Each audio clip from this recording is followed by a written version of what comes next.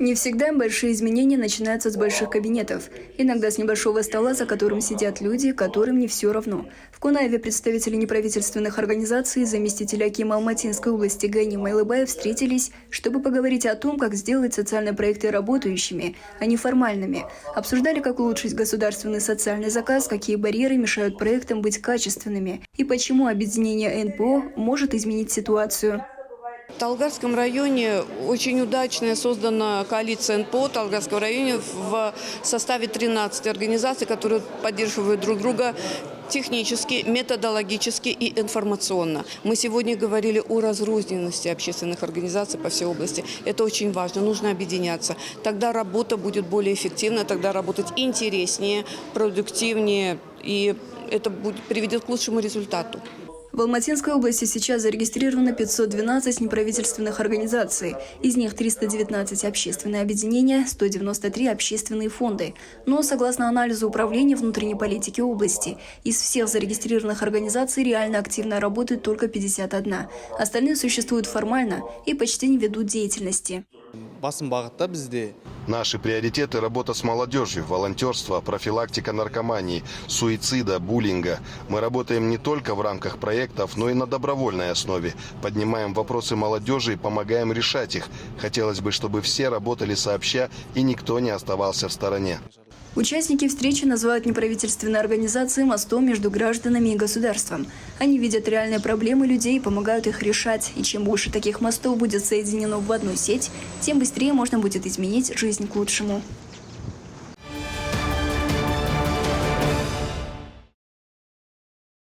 Казахстан – антилидер по разводам. К сожалению, в мировой статистике наша страна занимает второе место по количеству расторжений браков.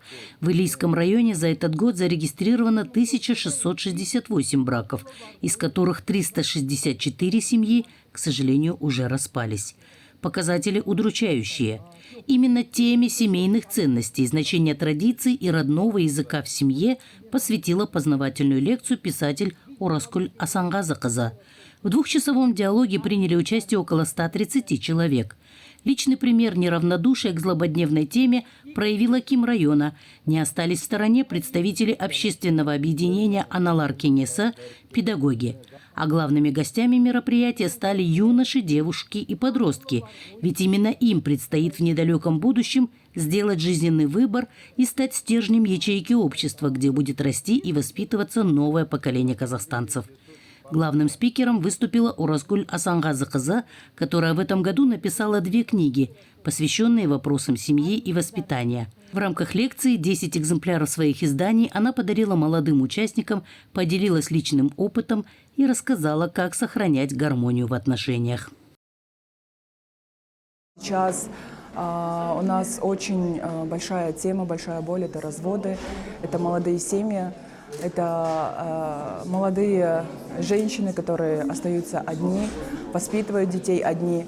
И мы очень надеемся, что после сегодняшней встречи затронутся многие темы, и каждый молодой человек получит ответы на свои вопросы, и в будущем больше будут цениться и говориться про институт семьи. С течением времени, развитием общества меняются и отношения в семье. С обретением независимости пришла и свобода. Но со временем мужчины начали понимать слово «свобода» по-разному. Появились такие понятия, как талак, а вместе с ними и утрата ответственности. На мой взгляд, вернуть эту ответственность могут только наши народные ценности.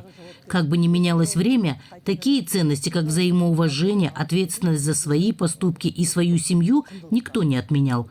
Никто не мешает мужчинам быть сильными, а женщинам нежными.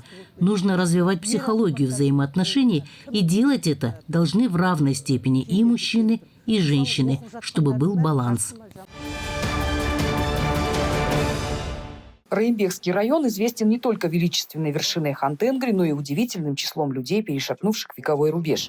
Больше всего их живет в селах Каратуган и Жамбыл. Мелсу Алимбекову исполняется 90 лет. Мужчина по-прежнему колет дрова, топит печь и следит за хозяйством. Всю жизнь, проработав механизатором, он не привык сидеть без дела. Говорит, человек должен быть всегда в движении. Воздух здесь чистый, вода в реке хрустальная. Мы всю жизнь брали воду из этой речки, возили домой на тачке фляги с водой, всегда работали физически. Сейчас вода уже в доме, если бы еще газ провели, совсем хорошо было бы. 90-летний юбилей планирует отметить и Нургали Куписпаев. Житель села Жамбыл с юности работал в селе, водил трактор, на пенсии уже почти 40 лет. Приближаясь к 90-летию, старейшина говорит, секрет долголетия в гармонии с природой. Так считает большинство людей старшего поколения. Во-первых, это возраст, данный Аллахом. Во-вторых, чистота воды, экологии и хороший климат помогают долго жить. Это касается и людей, и животных. А вот в местах, где слишком жарко или слишком холодно, редко кто живет долго. Климат здесь мягкий, вода прозрачная и чистая, земля благодатная. В этой земле даже золото и уголь находят. Хорошее место. Живем здесь с самого рождения, и ни разу не было мысли уехать отсюда. Сегодня в селах Жамбыл и Харатоган живут 4 долгожителей старше 100 лет и около 30 тех, кому за 90. А по всему Раимбекскому району число людей, перешагнувших 90-летний рубеж, приближается к 200. Местные жители уверены, все дело в загадочных свойствах реки Байенкол, которую здесь называют «золотой водой».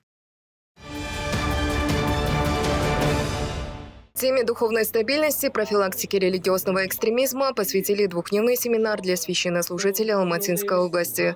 Организаторы Управления по делам религии совместно с общественным объединением «Адам Женя Когам» считают, что в современном мире служители мечети должны быть всесторонне подкованы, поскольку работают с большими аудиториями. В обучении приняли участие 30 имамов городов Кунаев и Алатау, а также Илийского района. В ходе семинара духовенство углубило знания в законодательной, психологической и информационно-просветительской сферах. Всего в обучающих мероприятиях, которые проводились на протяжении 6 месяцев, приняли участие порядка 100 священнослужителей. Имам должен быть подкован не только в вопросах религии, а также владеть хорошими знаниями в естественных науках, иметь широкое представление в области и других общественно значимых сфер. Где бы он ни находился, должен дать грамотный, развернутый ответ на задаваемые ему вопросы. Поэтому в годовом плане Духовного управления мусульман Казахстана запланировано несколько мероприятий, направленных на усовершенствование знаний имамов. В этом году при поддержке Акимата мы уже провели 2-й семинар. В Алматинской области определены победители конкурса «Светское общество. Светлое будущее». Основная цель проекта – воспитание молодежи в духе светских ценностей, повышение их гражданской активности и защита от влияния деструктивных религиозных течений.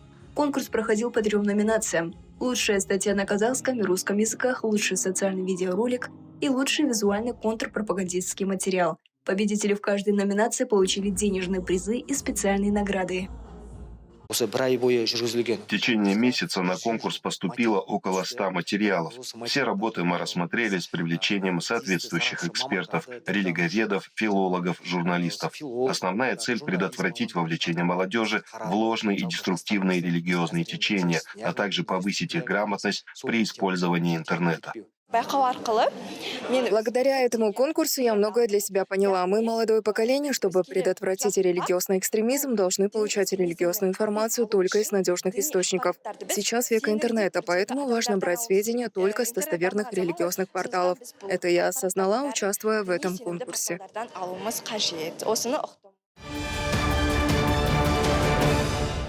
В Кунаеве презентовали необычный культурный проект серию национальных комиксов «Аем Казак». Идея реализована по заказу Управления по делам религии Алматинской области. Создатели попытались соединить в одном формате традиции, духовные ценности и современный стиль комиксов.